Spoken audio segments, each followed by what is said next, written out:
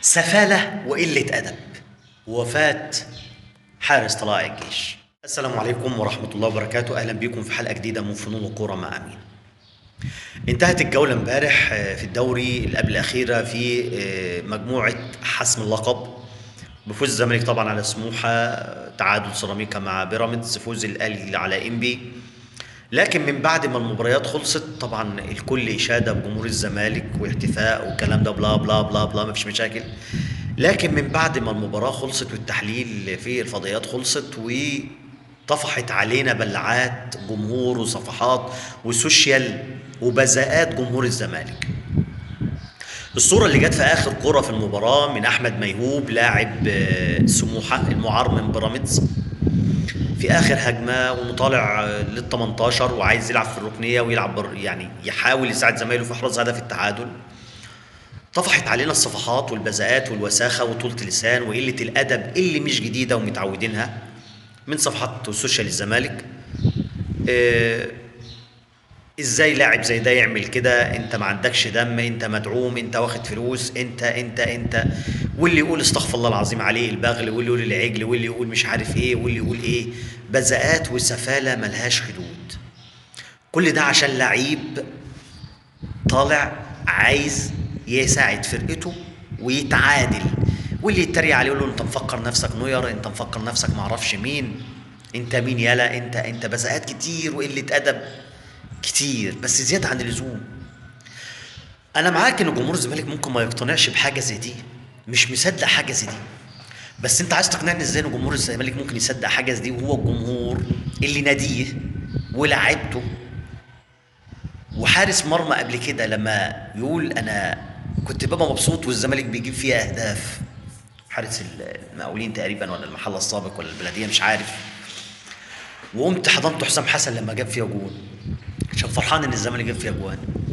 وفي نفس الوقت عايز ايه من جمهور نادي لما لعيبته السابقين بيلعبوا في انديه تانية في نهائي كاس مصر اللي هو الكابتن اسامه نبيه وطلع قال لك انا كنت قدام الجون وقدام اجيب جون ونفوز بالكاس، لكن قلت لابراهيم شيل يا ابراهيم شيل يا ابراهيم. عايز ايه من واحد يقول لك احنا كنا بنشتري الحكام في افريقيا يقولوا لنا انتوا عايزين ضربه جزاء ولا عايزين طرد، بلا بلا كلام كتير وفضايح كتير وبلاوي كتير. ده نجم الزمالك نفسه حازم امام لما طلع قال لك احنا في مباريات مهمه والاهلي لو احنا كسبنا الاهلي ياخد البطوله. احنا ننزل ما نهينش نفسنا، ننزل نهين نفسنا ليه؟ احنا ليه ننزل نهين نفسنا؟ هو ده الزمالك وده جمهوره. فما هماش عارفين يعني ايه لعيب مثلا عايز يطلع يجيب هدف التعادل لفرقته ايا كان وضعه بقى في المجموعه، هو كده كده مكمل في الدوري ايا كان وضعه هو مكمل، لكن هو عنده رغبه ان يساعد فريقه ويتعادل. في نفس الوقت بيقولوا على حمزه الجمل وفريق انبي انه باع المباراه وساب المباراه للاهلي.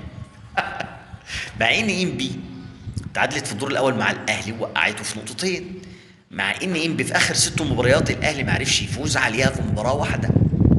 عقليات، هي دي عقليه جمهور الزمالك، ليس عليهم حرج. ويقولوا ومشكلتهم ان هم مقتنعين ان هو الجمهور الوحيد اللي بيفهم في الكوره. سبحان الله.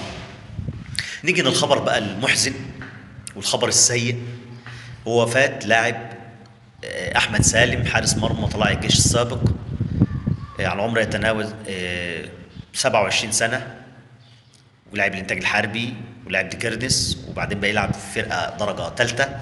فطبعا الدخل اصبح صعب، العيشه صعبه، فراح يشتغل في صنعه مبيض محاره زي حالاتنا كده بس احنا نقاشين يعني. فللاسف هو شغال على السقاله ووجهه وقع، سقط من على السقاله، توفاه الله. إن الله وإنا إليه راجعون. ندعو من الجميع ندعي له في التعليقات، ندعو ان ربنا يصبر اهله، وندعو ان الناس في الكره المصريه تساعد اهله ان شاء الله باذن الله. اكيد في حد هيقف معاه، واكيد في هتنطلق مبادرات لمساعده اهل اللاعب الصغير الشاب. ولا نقول الا ما يرضي الله، ان الله وانا اليه راجعون. وهي دي حال الدنيا، يا ترفعك قوي يا تنزلك قوي، وهي دي الكوره. في نهايه حلقتنا ما تنساش اللايك للفيديو، الاشتراك في القناه، تفعيل الجرس، دعواتكم للاعب احمد سالم بالرحمه. السلام عليكم.